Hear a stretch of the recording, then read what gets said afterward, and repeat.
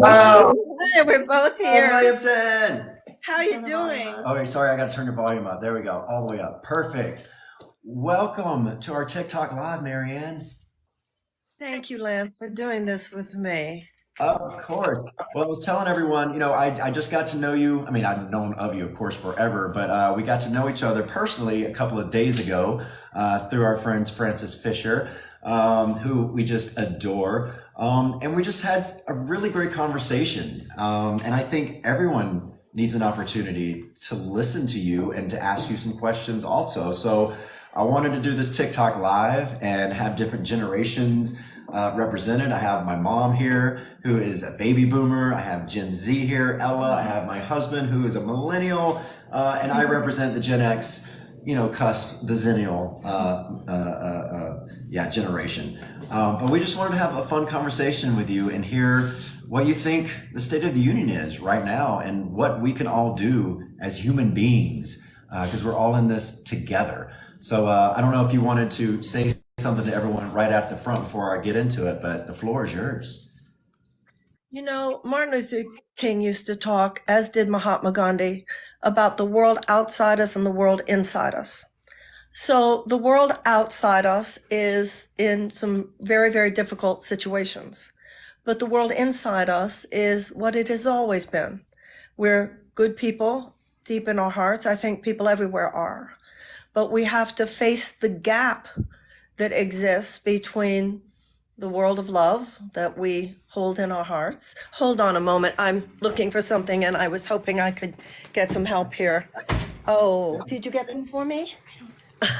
Lance, I can't find my hearing aids, and I hope that if I get to the point where I can't hear you, I hope you'll help me. I have a hearing issue.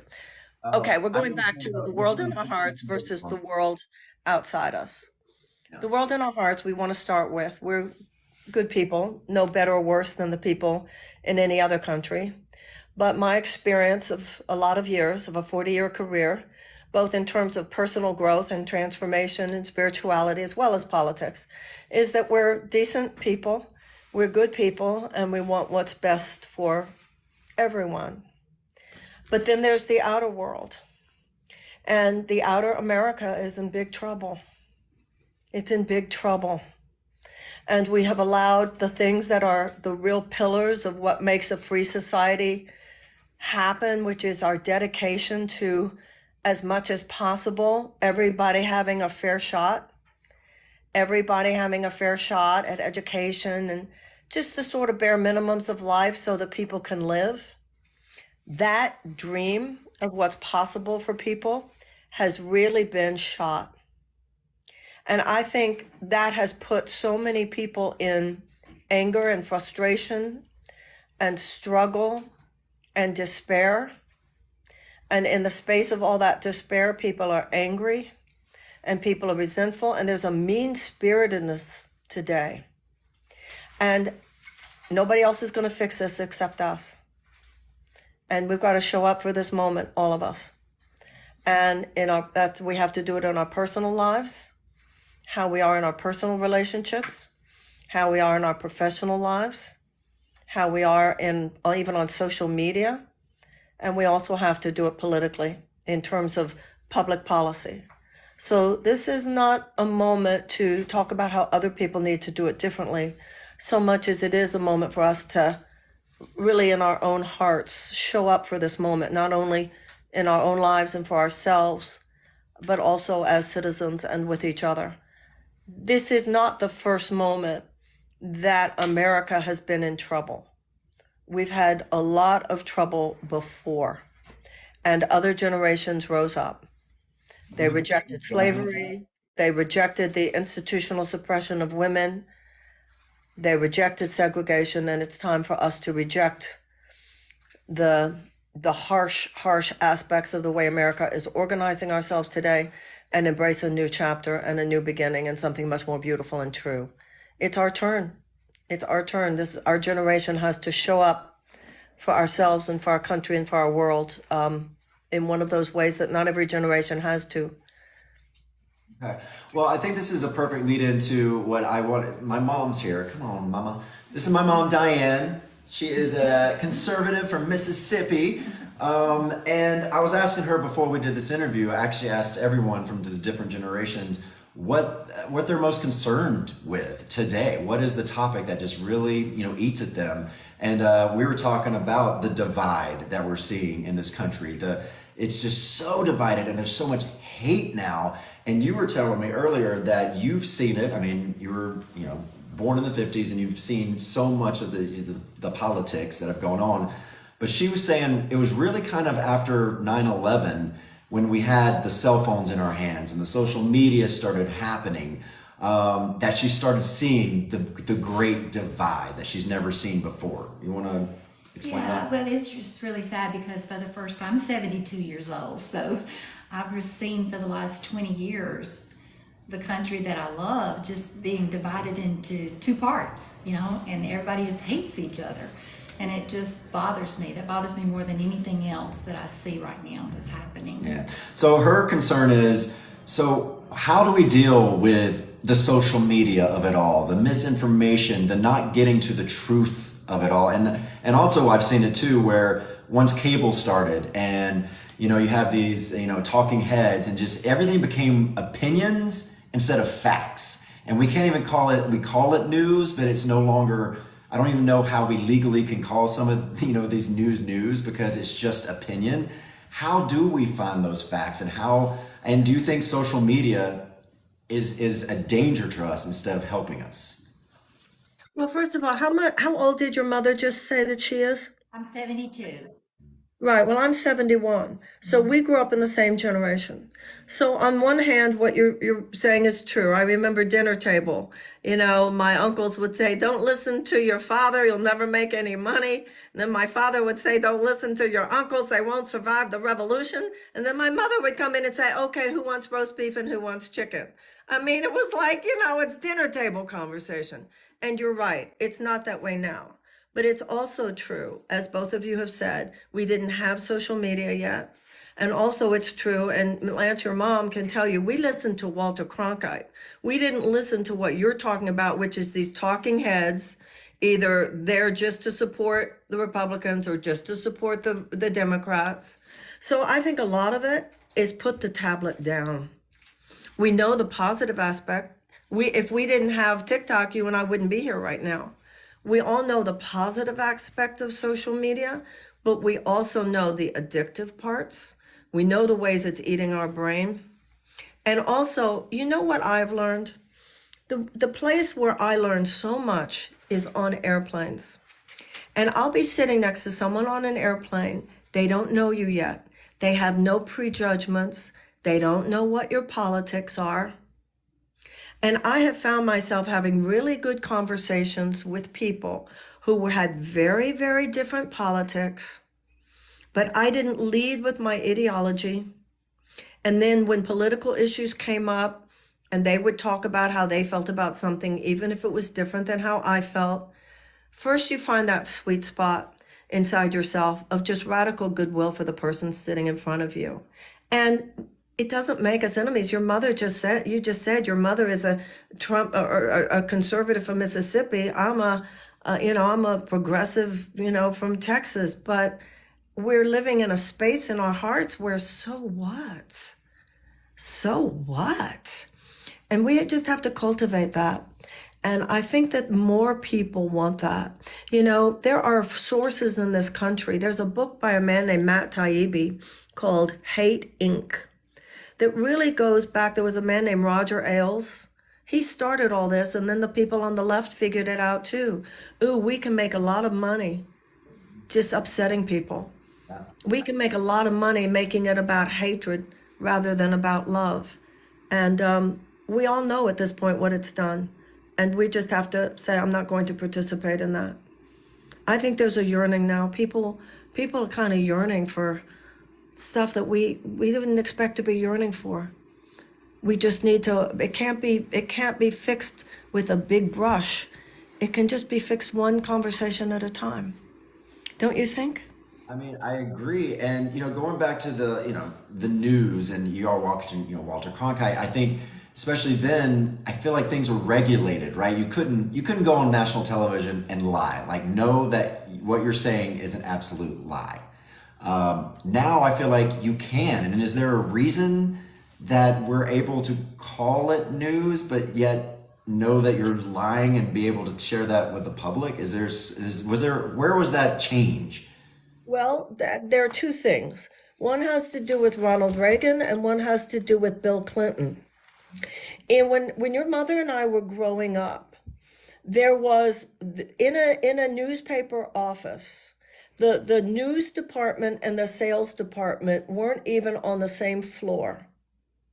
And when she and I were growing up, it was against the law for the same company to own the newspaper and the television and the radio, because it was codified into law that society was guaranteeing itself a diversification of information. That's how it was when she and I were growing up.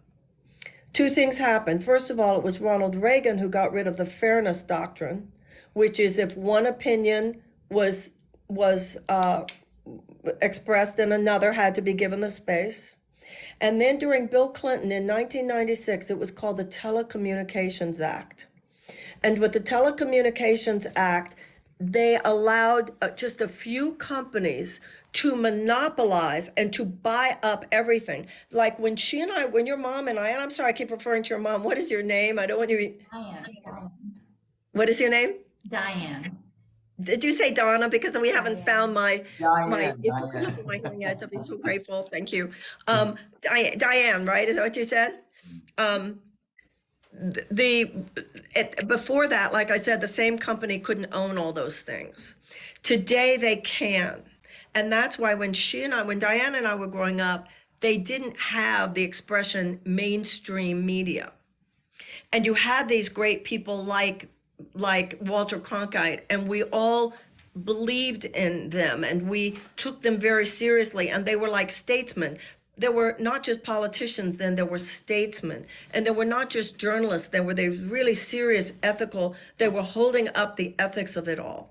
But in both politics and in news and in the media and in everything else, we have been poisoned by this rush for profits over anything else. So I'll give you an example. If it was when your mom and I were growing up and there was a television station or a newspaper, let's say a newspaper, and a journalist came up and said to their editor, there is a factory downriver and it is spewing carcinogenic toxins into the water, and I think we should investigate that. The newspaper editor would be very likely to say, oh, that's a story. Go look into that. Because that's part of the ethical purpose of the news, right? And it would be even possible that newspaper story, maybe it was going to be a series, right? And that newspaper person would write that article or that series of articles. They might even get a Pulitzer Prize. Today, what is very possible is that the journalist goes to their editor and says, there is a factory downriver. It's spewing carcinogens into the water. I think I ought to write about that. But the problem is the same company that owns the newspaper owns the factory. Right. And so the editor will say something like, no, we're not going to do that story. Kill the story, and if necessary, fire the journalist. Yeah.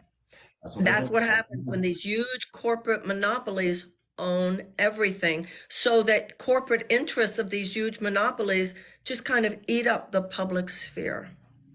But more and more people, and also talking about your mom being a conservative, something's happening where both conservatives and liberals, both people on the left and people on the right, and this is really interesting because this is only in the last few years, people are figuring it out, that this whole left-right thing is a bit of a ruse. And it's really more powerful versus powerless than it is left versus right. If you're a worker who's not making enough money to live, because when Diane and I were children, in the 1970s even, when we were young women, the average American couple could own a house and could own a car, could afford a yearly vacation, and one salary could support a family of four.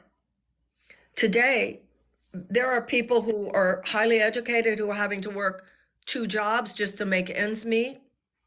And so now, if you're a working person in America, whether you're on the left or the right, you're being screwed by the same forces. And it's not each other. Yeah. And that's what we were talking about too. It's, majority of us are in the middle. Like but I feel like no one's listening to the majority of us. It's all these polarized sides, and it's entertainment. And that's what sells. That's what sells newspapers and TV shows, is that polarization, which is just harming, I think, everyone. I do want to get to a Gen Z question here. Yes, hi. So I just graduated college actually a little over like 10 months ago-ish, and I think that a big concern for my generation is the higher cost of like higher education and the debt that comes with it. So I would love to ask you what specific steps you would take to make higher education more affordable and reduce the student loan debt. It shouldn't just be affordable, it should be free, like in every other advanced democracy. Once again, when Lance's mom when I were growing up, until the 1970s, they had in University of Florida, they had in University of Texas, they had in University of California, and I think elsewhere as well, programs where it was tuition or near tuition-free college and tech school. It was only in the 1970s that this unholy economic alliance was formed among lending companies and government and higher education institutions. I'll give you an example. Take a country like Australia or Germany. Every country does it differently, but all those countries have a system where young people can go as high as they go, and then when they get out, and it's tuition free, or very, very nearly tuition free. Then when they get to the point, and the government can tell from your taxes how much money you're making, when you get to the point where you're making enough money that it's not hurting your lifestyle, your ability to live well, the government starts paying itself back. Public policy should support our young people in thriving. It should not be cutting you off at the knees. The idea that people in their 20s, debt is crippling at any age. But the idea of people in their 20s carrying tens of thousands of college loan debt, I would not be who I am today. I can't imagine what that would do to the personality, to the nervous system of a young person. And the only reason you took out these loans was to try to better your life. And our Declaration of Independence says you have the right to life, liberty, and the pursuit of happiness. And it's government's job to support that, to secure that. And it also says in the Declaration of Independence that if government is not doing that, it's our right to alter that.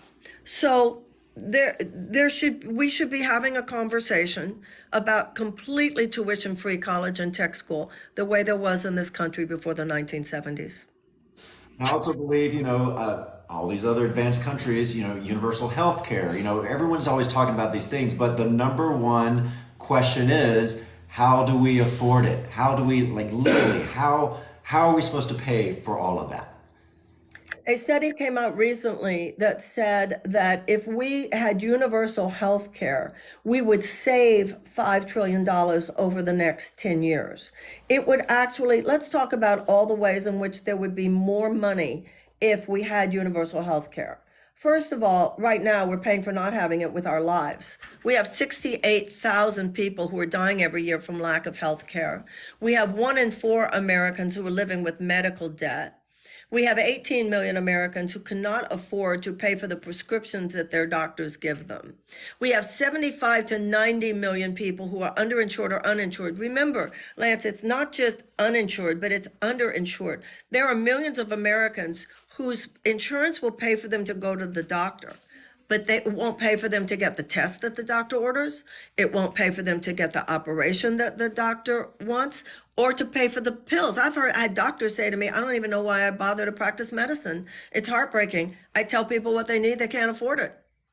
So right now we should ask, we're paying for all this with our lives. How can we afford not to make that change? Secondly, it would save businesses money because businesses wouldn't have to be paying healthcare costs for their employees. And third, think how many more people would be happy at their jobs. There are so many people who go to work at jobs they hate, and the only reason they're in that job is because it's the only way they could get the benefits. And anybody in business knows that the worst thing you can have is unhappy employees, people who don't want to be there.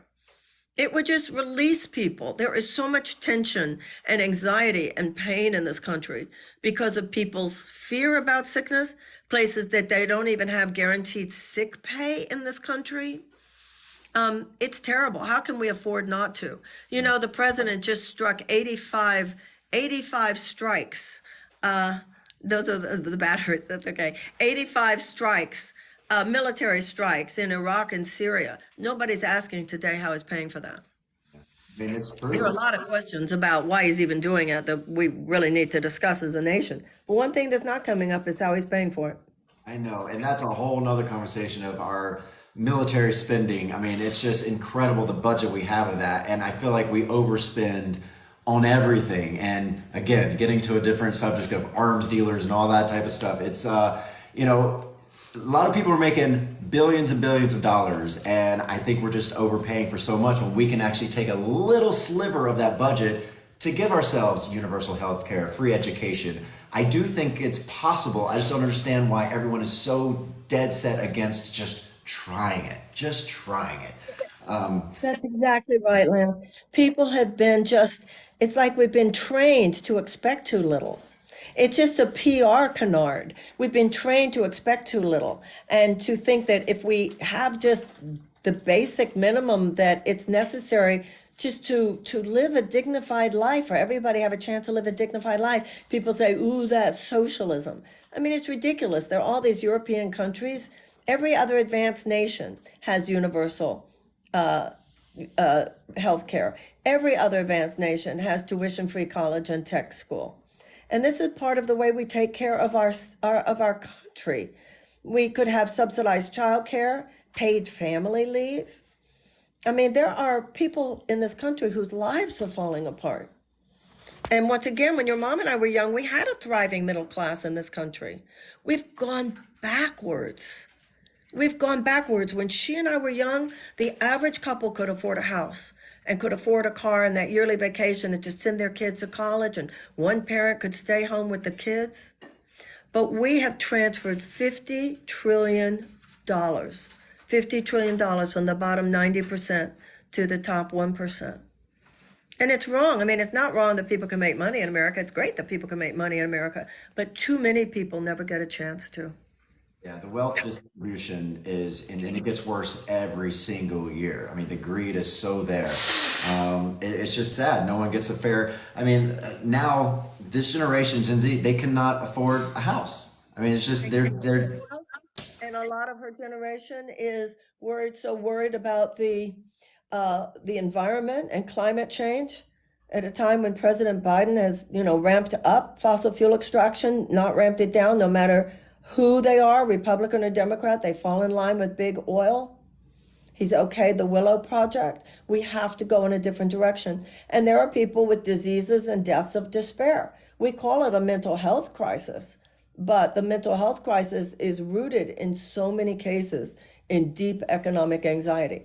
We have 39% of Americans who say that they regularly skip meals in order to pay their rent. I mean, think about that. And we have half of America's renters who say they can't afford the rent. Think about that. And the majority of Americans who live paycheck to paycheck, I mean, think what that means. Like, what will happen if one of my kids gets sick? What will happen to my family if I get sick? People just living with that psychological and emotional burden. But this is not going to change if we continue to vote for the status quo politicians, because they maintain a system that is predicated on a permanent underclass in America. And also, you can't have a thriving democracy where you don't have a thriving middle class. Yeah. And I mean, how do we get out of this two-party system? Because again, I think majority of us are in the middle. We are more independent. Like I'm an independent. You know, I was Republican half my life. I've been independent the rest of my life. I've definitely voted democratically, you know, the last few years. But I hate being, part of a party. I just feel like it's football. You know, your team wins and. I'm so with you. After my experience in this campaign, I'll tell you, I see it even more than it was true 4 years ago. First of all, George Washington, in his farewell address, warned us about political parties. He warned us, saying that he feared they would form factions of men who were more concerned about their party than they were about their country. And then John Adams, the second president, said he saw them as the greatest threat to democracy. I mean, political parties aren't even mentioned in the Constitution. They were never meant to have the kind of power that they have. The political parties were traditionally, once again, even when your mom and I were growing up, the political parties were in the background, and the people decided who we wanted to be the nominee, and then the parties stepped in. But now the parties are exerting all kinds of power. They manipulate the process. They use the media in ways that we were talking about. Who gets even to be on the media? You know, I've certainly seen that in this in this campaign. You know, last time I was on CNN and MSNBC. Now I was on Fox this morning, and I have been a few times throughout the campaign. But MSNBC and CNN, it is not the role of the media to decide for the people who should be running and who should be the nominee. But the power of money in the system, for all the reasons that we've already talked about, and the power of the media, which is part of that, is so great that people have to do a lot of thinking for themselves right now, and a lot of critical thinking. We've just kind of gotten used to letting somebody else do our thinking for us when it comes to politics. And I think that that's what needs to change. How do we because I do think that money in politics is you can't get anything done with all this money. The PACs you don't take money from any PACs. How do we get PACs? The president has $1 billion to spend.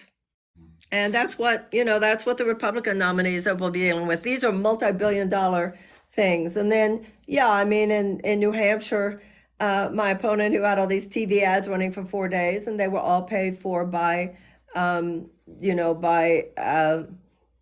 independent expenditure groups, they got them. Now, the independent expenditures could be on behalf of private citizens who just want the good things, but so often they're just paid for by these huge corporate entities. So once again, the only way to get past it, for instance, with me, it's been about just grassroots. It's individuals, for instance, anybody hearing us right now who wants to go to Marianne2024.com and just give. Everybody can just give what they want, up to $3,300, whether it's $10 or $50 or $100. We, the people, have to step in now. And that's what Thomas Jefferson had said. Thomas Jefferson said the only safe repository for power in this country is in the hands of the people. And by the way, somebody's saying reparations. I just got off a whole phone call about reparations. You'll see my whole reparations platform on Marianne2024.com. Also, all of you asking about Israel and Palestine. Also, you'll see, I actually did, you can go to my website, you can go to my, all of my social media, and the video I made just 2 days ago about Israel and Palestine and the war in Gaza. I've spoken on all of these things that you're asking about. Yeah, definitely that. And that's another can of worms we could open up right now, but I don't think we have time for it. And anything that, especially someone like me that, I'm just your average person, not in politics, anything like that. You're an average person, Lance, but in the politics role, I just when you bring up, especially Israel and Palestine, anything that I would say, positive, negative, whatever, no one's going to take right. So that's why I just where my heart is. I was just moving into speaking to all these questions, and that come in. I was just speaking to them. I wasn't trying to bring it up. In fact, what I was saying was I've spoken about it plenty. Yeah. Okay, I want to talk about your charity work because you have done such incredible things in the charity world. Center for Living back in 1987, Project Angel Food, which I absolutely love this organization, and we do a lot of things with them that you helped found in '89. Peace Alliance. Basically, your whole life, you have really wanted just to give back. Why did you want to do so much charity work? Well, I grew up in a family where, my mother was head of the charity arm of a huge of the volunteer arm of a huge charity hospital in Houston, Texas, when I was growing up.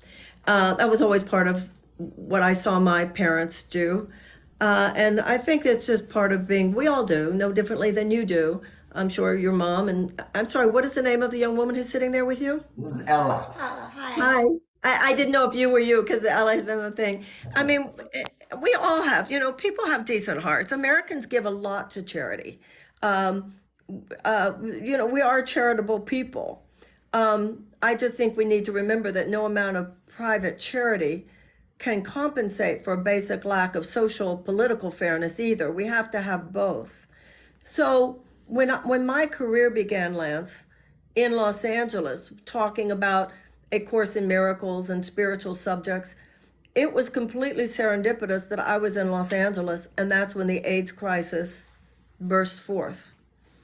So at that time, with AIDS, it was kind of a lot like COVID, but also different. It was like COVID in that everybody was talking about it, everybody was scared, and it was what everybody was talking about. But the difference was getting COVID was easy, but if you got it, the chances were you would survive. With AIDS, it was difficult to get, but if you got it, the chances were that you would not survive. So if you were around a community of AIDS sufferers, you were around people more than not who were facing the prospect of their death, and they were facing the prospect of their death at a young age. And also being in Los Angeles, Hollywood was hit so hard because the gay community in America, I think this has always been true, not just in the gay community. If you look at the numbers of gay people in a system, and then you look at their contribution to the arts, it's always been way beyond their numbers. So if you're talking about fashion, you're talking about a lot of gay people. If you're talking about cinematography, you're talking about like gay people. If you're talking about directors and actors and artists and photographers. So Los Angeles, because it's such a center of the arts, was hit so hard. And so was New York. And truly some of American culture's best and brightest. So it was like being in a war zone. It was unbelievable. And then there were the people who were not only affected, infected, but there were their friends, their parents, their children, their lover, it was everywhere. So when it first happened, it wasn't that medicine wasn't trying, and your mom can attest to all this. Medicine was trying, but it was like with COVID, there wasn't a cure. I mean, it wasn't anybody's fault. They were trying. And they ultimately came up with some things, but for a long time, there wasn't anything. And the other thing was that organized religions took a long time to say anything because they were sort of figuring out what I think in many cases was their own homophobic prejudices and so forth. And so I was a young woman at the time. I was 31 years old, and I was talking about a God who loves you no matter what.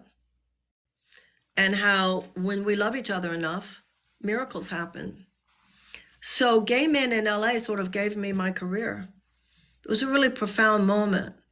And also then we opened up a house, we opened up a center, and we opened up a center in New York. Other people were doing similar things around the country, don't get me wrong. And then, it was also the time of Elizabeth Taylor and Bette Midler, and Hollywood so showed up because Hollywood was being so affected. So it was a profound moment of deep sadness, a lot of death, a lot of getting to know people and love people very well and be with people. We would have support groups. We would feed people at home. We had a house where people would come and just be and get therapy and get, not be alone and get fed. But there were many tears, and, you'd be going to like 3 or 4 funerals a week. Yeah, it was. I mean, I can't imagine what that was like. I obviously my generation had just missed that, but So much love. that's crazy. So Well, much. let's get to a little lighter subject right now, because speaking of moving to LA when you were younger, I just found out that your roommate was Laura Dern when she Yeah. was 17 years old, and I just was with She was Laura. 18 and I was 36. That's so funny. And her mother called me one day, her mother, Diane Ladd, and said, my daughter tells me that she wants to move out of the house. And I told her, you can't move out of the house. And she said, well, I want to move out of the house. Yeah, it'll only move out of the house if you go live with Marianne Williamson. And I'm like, what? Now, how did you know the family? Right. I don't know. I had met Diane and, and then I remember opening the door and this young girl's like walking up to the sidewalk. Hi, I'm Laura Dern. And of course, she was then as wonderful as she is now. And have loved her ever since. No, she's great. And then, of course, the other Hollywood star that we have to talk about is Oprah Winfrey, which a lot of us got to know you through, being on the Oprah Winfrey Show for so many times. How did you get to know Oprah and to be able to come on the show and then end up being her spiritual advisor? Well, I don't know if she called me her spiritual advisor. She's read many people's books, and maybe at one point she said that, but that was, many years ago. She was with so many people's books that she would support and has been so generous to me. And you're right. If Oprah had not had me on her show, I would never have had the career that I've had, because she opened so many doors. I mean, I see that in politics. No matter how much you have to offer, if the doors of the media aren't open for you, then people don't even know you're there. And that's what Oprah did for me with my first book, A Return to Love. I had written my book, A Return to Love, and there was a movie at the time called Crash. And it was a really good movie, and there was something about a miracle in there. So the way Oprah tells the story, she was with her producers, and they were talking about it, doing a show about this movie. And so she said, well, we should bring in something about miracles. What could we do about miracles? And someone in the production meeting said, well, somebody sent us a book, which would have been my publisher. So this was all divine timing. They said, somebody sent a book called A Return to Love, Reflections on the Principles in A Course in Miracles. And she said, okay, I'll take it home and read it. And we all know Oprah is a voracious reader. She read the book and she got on her show, and this was before there was an Oprah's book club. But she said, it's the best book I've ever read, and I'm buying 1,000 copies for my audience. And that just changed the world for me. And I will be forever grateful to her, of course, for doing that. She's a good one. Is there any, you're always giving such great advice to other people. Is there anything Oprah gave advice to you that you're like, oh, wow, never thought about that? Oprah once gave me a piece of advice that I've never forgotten, that I'll be glad to pass along. She said, don't do something. If you have a choice to make, don't do it unless every part of you says yes. That always stuck with me. She said, don't do it unless every part of you says yes. And when you think of how many careers, it wasn't just my career that she opened up. She opened up the careers of so many people. I think, and your mom can attest to this too, there was and don't you think this, Diane, that the Oprah show every afternoon was like a town hall of human decency. Absolutely. 5 days a week. And we need something like that now. 5 days a week, more than not, her shows were about just being a good person. 5 days a week, millions of people got together and thought about something in terms of what it meant to be a good person. And we need to dedicate ourselves to that again. I think the world has been less since she got off the air. Yeah. All right, we only have a couple of more minutes with you, but I do want to get another Gen Z question here for you. Because, apparently Gen Z loves you, especially here on TikTok. So this one's for them. Yeah, so we already talked about like the cost of college and the debt that comes with that, and now that I'm in post-grad, I think a lot of my peers are also going into like the workforce and real life. The cost of living and the housing market has been a real concern. Everything is just cost too much money based on like the income we're making. Even just affording rent is kind of hard. There's no possibility of really like getting a house in the future. We're just in a totally different boat than our parents were at our age, and it just feels like there's no way to even compare our lives to what our parents were doing when they were 23 and 24. So I would love to hear your thoughts on that. Well, number one, you're right. Number two, if you go to marianne2024.com and you see my agenda, there is an economic bill of rights.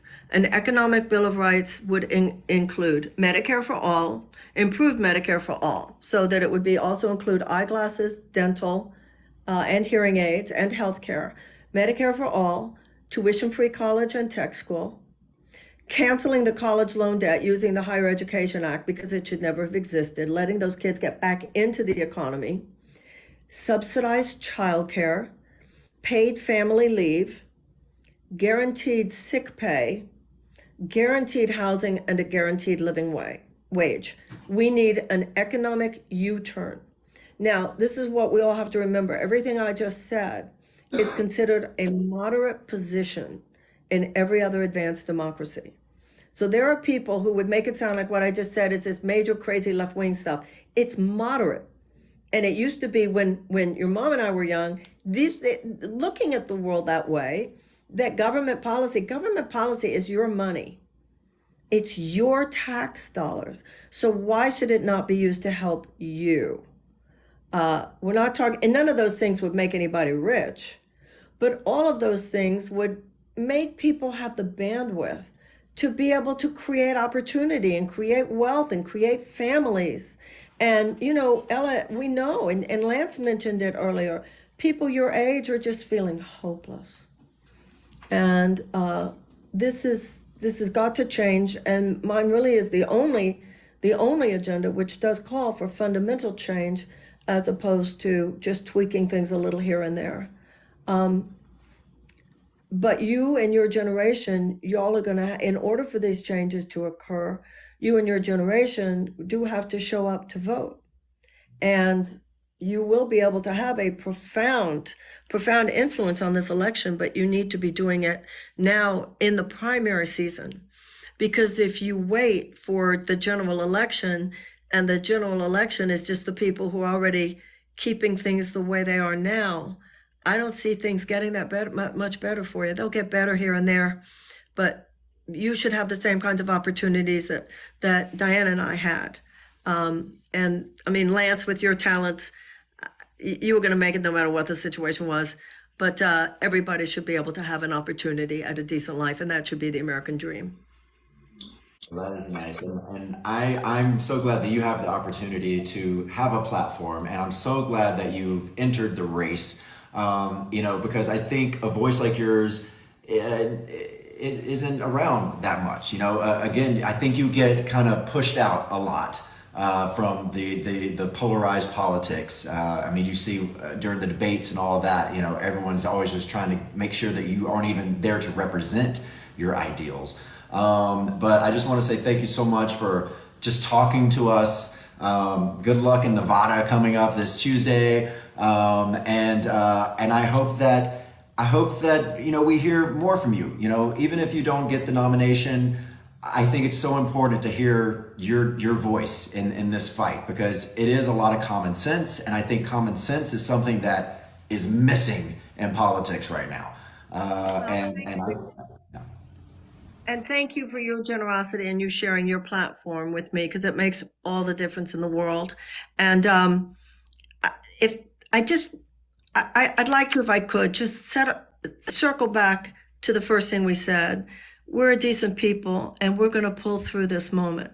Americans do great things, and let's not anybody forget that. We've been down before, and we pulled ourselves up. We've been responsible for terrible mistakes before, and we've corrected them before. We won't be able to do it if we're fighting and hating one another. But if we really wish each other well and find the love in our hearts, we're going to pull off something amazing in our time, the way other generations have in theirs. So thank you so much. I'm so grateful to you. Thank you so much for having me.